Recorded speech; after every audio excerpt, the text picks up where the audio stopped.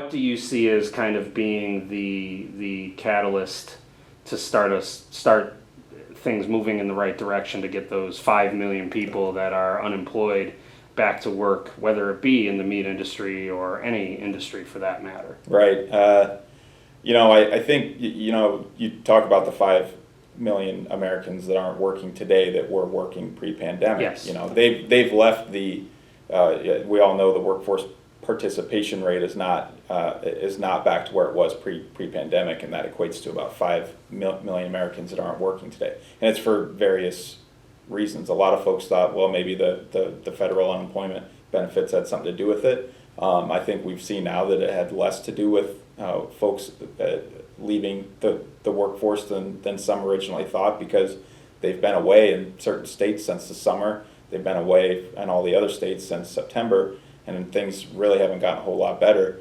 I think that a lot of it had to do with just some folks retired early. They entered the pandemic and decided it was their time. I think potentially some parents are staying home with kids. Some are staying home with elders to care for them, and some just made life changes, and all that's okay. But with those folks leaving the workforce, I think that the re-entry is going to be slow. I don't think it's going to be an overnight. We're just going to have the same type of labor pool that we had. So we will all be competing for a while for the labor pool that is there.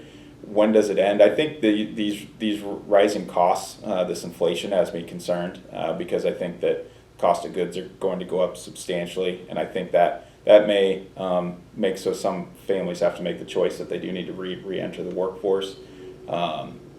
When does that happen, though? I don't know. I mean, over the next year, we're going to see a lot of this inflation. A lot of it's going to take hold during 2022.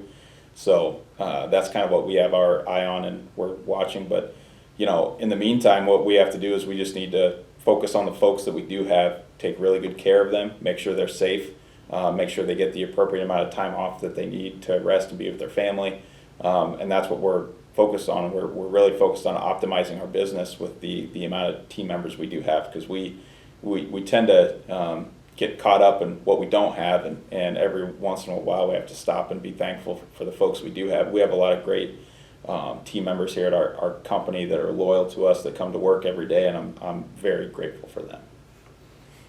So, the industry has a lot of plants, and I know West Liberty has its fair share where you have those legacy workers, the baby boomers, the way older Gen X kind of folks who have been there for 30, 40, 30, 25 years, et cetera, et cetera.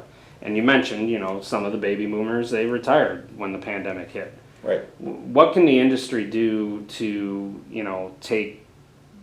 take stock and then pitch itself better to the next generation of workers that are coming into the workforce, or are currently in the workforce but maybe never really considered working for a meat processing company or a protein industry company like West Liberty? Absolutely. A couple of things that we're focused on at West Liberty Foods is relooking at our work schedules. I don't think it's any secret to any of your readers that preferences for work-life balance are changing. The younger generation typically prefers to have a better work-life balance maybe than the previous generation. So we're focused on that. What are more consistent schedules where there's not the uncertainty of whether overtime will be required or not. A lot of folks nowadays don't want to work overtime. They want to work their hours and know what they're expected to work, come to work, do a good job, and then go home and not work the extra hours. And that's okay. We just need to tailor our work schedules to that. So that's something we're focusing on heavily. And then also, automation's the workforce is going to, in my opinion, it will get better from where it is right now. But I think it's going to, labor was a problem before the pandemic started for all of us, and it's going to continue to be a challenge even as we exit this. So I think everybody's got to be focused on automation. I think we need to be looking at ways to take manual tasks and automating them, and I think what we're going to find then is a lot of these folks, these younger folks that are entering the workforce, if they're interested in computers, automation, electronics, things like that, we're going to have this great opportunity for them because we have these new systems that, even though it's automation, they need to be operated. And so now we're hiring a lot more operators and technicians, which I'm pretty excited about because I think there is going to be availability of that type of worker in the United States going forward. Great. Anything else on labor you wanted to add, Brandon? I don't think so.